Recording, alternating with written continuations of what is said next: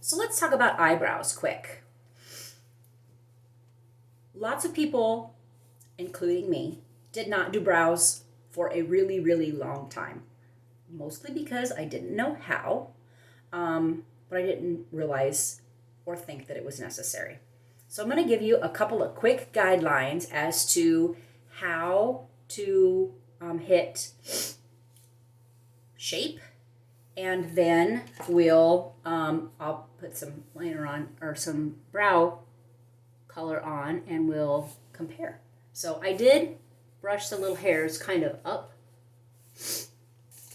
and then a really good rule of thumb is if you take like a brush or a straight line and you go straight up from the inner corner of your eye, that is where your brow should start, okay? And then if you go from the edge of your nose through your pupil, that should hit the highest point of your brow. And then if you go from the edge of your nose to the edge of your eye, your brow should come out that far. Now you can see naturally, mine are there, but they really fade when you get out this far because as we age, they don't fill in anymore. So I'm going to fill that in. And we have a brow sense that comes in, I think, 5 different shades. There's taupe, and there's light, and there's auburn, and there's dark. 5 shades. I like the dark.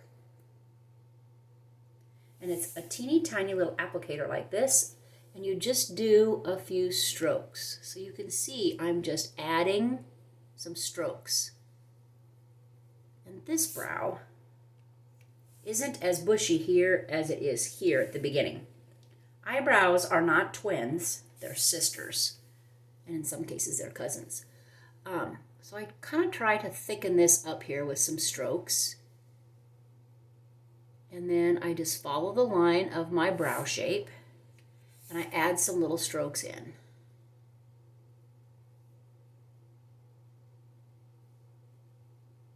Like so. Okay, now look at the difference between this side and this side. It's just a little bit of framing, and it really goes a long ways. It really does. Now, if you get it a little too thick somewhere, you can, once it dries, I go back with my little brush, my little spoolie, and I might thin it out just a little bit.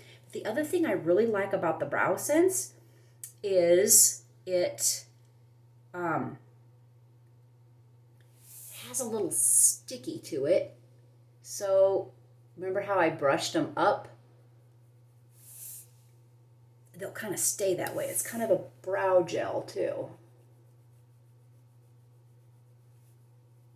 Dot right there.